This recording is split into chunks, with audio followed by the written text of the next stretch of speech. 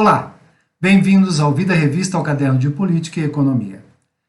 Vamos começar rapidinho sobre essa semana que não foi fácil, diga-se de passagem. Mas antes, uma piadinha, já que o presidente só faz piada, por que eu não posso fazer, né? O pessoal da internet, que não é fácil, lançou essa charge aí que eu achei ótima. É o Pibinho e o Dolão. Essa é a nova dupla sertaneja que vai estar bombando aí na internet nos próximos tempos, eu não tenho a menor dúvida. Bem-vindos, Pibinho e Dolão. Vamos torcer pelo sucesso de vocês. E agora, falando sério, hoje, sexta-feira, dia 4, não é? 5, perdão, dia 5 de março, a Bolsa desabou novamente, né? E o dólar não teve uma alta, mas teve uma queda muito pequena e assim mesmo por uma intervenção forte do Banco Central durante o dia. Mas vamos a alguns dados interessantes. Até 4, né, até ontem, 4/3, os estrangeiros retiraram da Bovespa, da Bolsa de São Paulo, 44,8 bilhões de reais. Só para vocês terem uma ideia, durante o ano passado inteiro eles retiraram 44,5 bilhões. Portanto, em 2 meses praticamente, saiu mais do que todo o ano passado. Outra coisa interessante, o Itaú fez uma correção de projeção do PIB para 2020, esse ano, né? De 2,2 para 1,8. Você vê que nós já estamos começando a fazer projeções menores para o PIB, né? Tudo leva a crer que a coisa não está indo muito bem, né? Vamos para outro PIBinho. E também fez uma redução da projeção da Selic de 4,25, né? Que ela está agora para 3,75. Né? A Selic é a taxa de referência do Banco Central.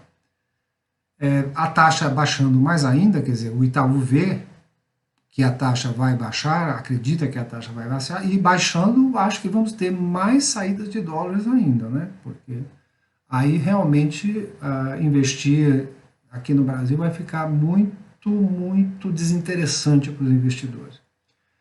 Bom, outro dado interessante é que o Banco Central informa que não é só na Bolsa, no movimento financeiro geral, né, do país está negativo em 10,8 bilhões de dólares, o que vai dar 50 bilhões de reais, que é o pior, está pior do que os 5 primeiros anos de 2019, os 5 primeiros meses de 2019. Bom, outra coisa também preocupante que deve ter influenciado muito a queda da Bolsa hoje foi que o Risco Brasil, CDS, subiu para 14,4%. É um dos riscos mais altos atualmente, mais que o da Argentina, inclusive.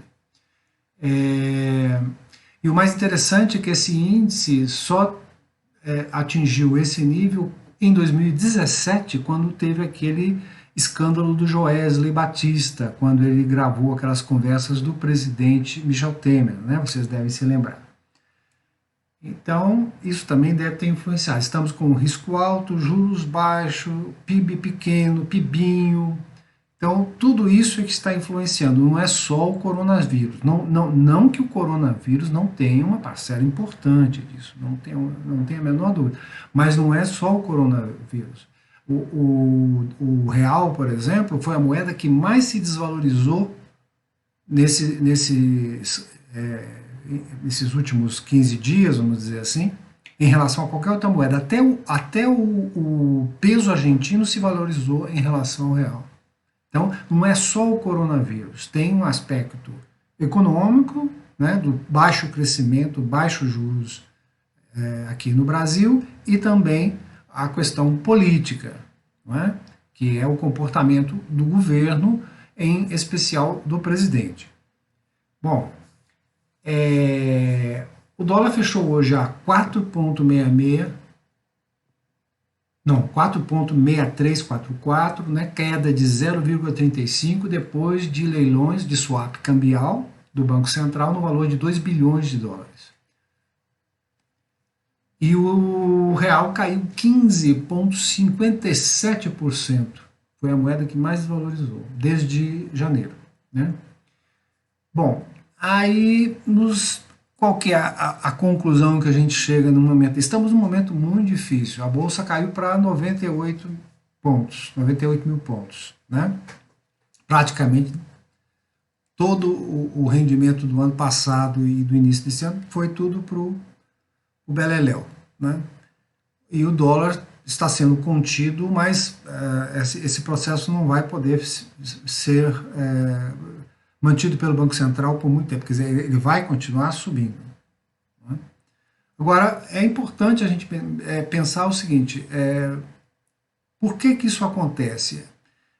Os investidores foram questionados porque estariam tirando dinheiro do Brasil e 3 principais motivos foram indicados por eles, pelos investidores estrangeiros. Primeiro, é o baixo comprometimento com a democracia do governo atual. Segundo, um comportamento muito acanhado em relação à questão ambiental, um discurso muito frágil em relação à questão ambiental. E o terceiro, que as reformas não andam. Para vocês terem uma ideia, a reforma tributária e a reforma administrativa nem existe. Não chegou nada no Congresso. Absolutamente nada. E aí, quando foi anunciado o PIBinho de 1,1%, o que o presidente fez? Pegou o Carioca, que é um comediante, e foi fazer comédia com ele no cercadinho do Palácio da Alvorada. Inclusive mandando banana, né? Dando banana para os jornalistas e dizendo o que é o PIBinho, o que é o PIB. E as más línguas dizem, inclusive, que o presidente realmente não sabe o que é o PIB. E ontem, ainda na live que ele faz todas as quintas-feiras, né? Que é uma coisa assim embaraçosa, mas enfim, ele ainda fala que está tudo bem, que o Paulo Guedes diz que está tudo certo, que está todo mundo muito confiante, a economia está indo muito bem, além de ainda ter confirmado aquele terraplanismo econômico que o Paulo Guedes quer lançar, que existe um PIB privado e existe um PIB público. E que o PIB privado está crescendo. Não interessa, isso não interessa. O que interessa é o PIB geral, é o produto interno bruto. Se cresceu alguma coisa o PIB privado em relação ao PIB público, que aliás o governo não está investindo nada, então, né, claro que teria que crescer. Mas o que interessa no cômputo das coisas é o PIB geral, é o crescimento da economia como um todo. E foi um PIBinho, né?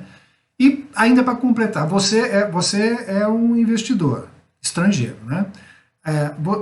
Juros baixos, o PIB, um PIBinho, o presidente fazendo palhaçada para anunciar um PIB tão fraco. E ainda por cima, temos uma manifestação marcada para o dia 15 de março, que pretende propor o fechamento do Congresso e o fechamento do Supremo Tribunal Federal. Você investiria num país desse? Então, presidente, é preciso ter compostura, é preciso assumir uma posição decente como presidente da República. É hora de parar de fazer e de falar besteiras.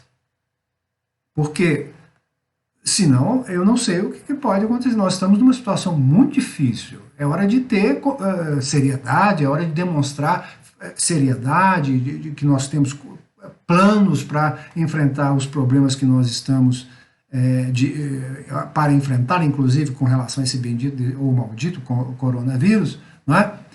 E não fazer palhaçada e falar coisas sem nexos e inventar terraplanismo econômico. Compreende? Senão o senhor vai acabar passando para a história como o palhaço do Alvorada. É isso que o senhor quer? Obrigado e até a próxima.